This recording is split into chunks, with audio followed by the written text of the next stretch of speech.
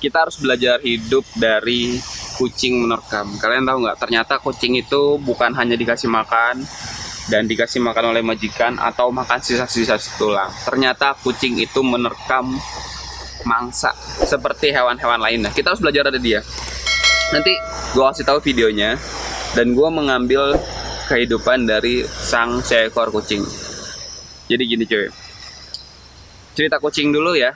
Jadi kucing itu menerkam dengan pelan-pelan, lalu dengan mindik-mindik kucingnya kayak gini. Nanti gue tahu videonya pelan-pelan, semakin dekat, ketika dapat diterkam. Itu kita ngambil kehidupan. Jadi kita ketika menuju sesuatu, kita harus melihat sekeliling kita.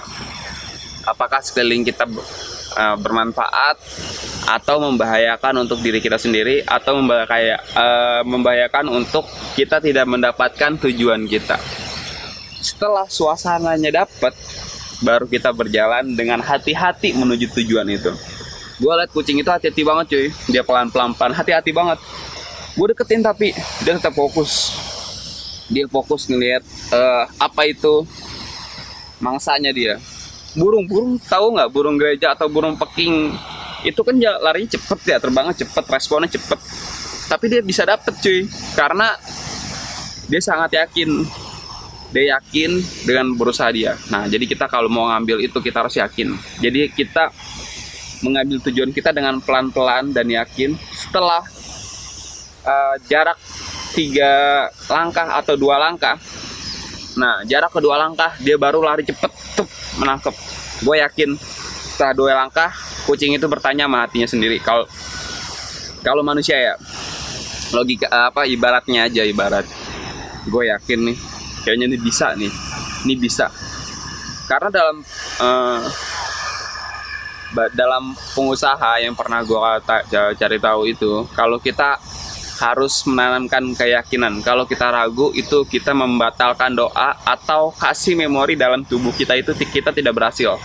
Makanya kan banyak yang bilang, lu yakin nggak kesana? Gua nggak yakin. Nah itu nggak bagus tuh, itu adalah doa atau tanaman ditanam di diri sendiri. Makanya kalau lu yakin, gue yakin, lu pasti dapat. Walaupun nanti banyak rintangan. Udah dapat pasti dapat, ntar jatuh lagi. Nah gimana caranya naik lagi, nanti kita pelajarin aja untuk selanjutnya. Jadi hal yang gue dapetin adalah kita harus berhati-hati sama lingkungan dalam mengambil tujuan, dan setelah kita gapai dalam jangka waktu dekat, kita harus yakin bahwa itu kita milik kita. Nanti gue stop videonya itu kalian lihat sendiri, dan nanti kalian bisa pelajarin gimana cara kita mengambil tujuan kita seperti kucing itu. Bermanfaat banget sih, karena harus pelajarin dari dunia sekitar kita, karena Allah ini udah menciptakan di bumi ini udah banyak banget cuy pelajaran. Kita harus berbaur sama alam, kita harus belajar sama namanya rumput, gimana caranya rumput bertahan hidup, bergoyang, gimana caranya bertahan seperti jangkrik, gimana caranya bertahan seperti orang tuli kenapa dia berusaha terus berjalan terus, karena dia dibilangin nggak pernah dengar cuy.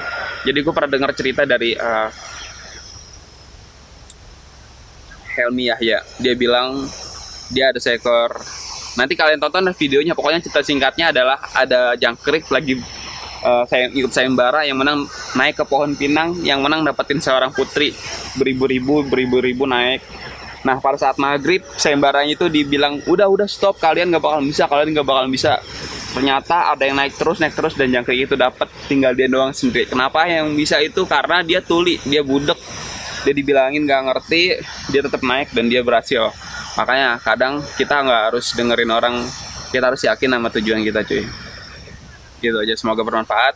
Kita bakalan cari tahu tentang apa yang kita inginkan, dan kita bakalan memotivasi diri kita. Kalau gue bahagia, gue senang. Lo harus kayak gitu cuy, jangan gue sedih. Kita bakal sedih, tahu nggak? Banyak betul kata orang, kesenangan adalah ada di diri kita sendiri. Jadi kesenangan kita cari sendiri, bener banget. Banyak orang yang punya duitnya di mana-mana tapi nggak seneng. Banyak orang yang istrinya di mana-mana tapi nggak bahagia. Banyak orang yang usahanya di mana-mana tapi dia ngerasa kekurangan terus. tapi ada orang yang selalu bersyukur. Itu adalah orang yang sangat bermanfaat untuk dirinya sendiri, karena rasa syukur itu membuat kita bahagia, membuat kita senang, coy. Kalian bisa pelajari. Coba sekarang kalian bilang, alhamdulillah, gue bahagia, gue seneng. Nah, tapi bilang gue senangnya itu harus, hati itu nggak boleh nyesek, harus kena gitu. Gue seneng nih, gue masih nyesek nih. Gue seneng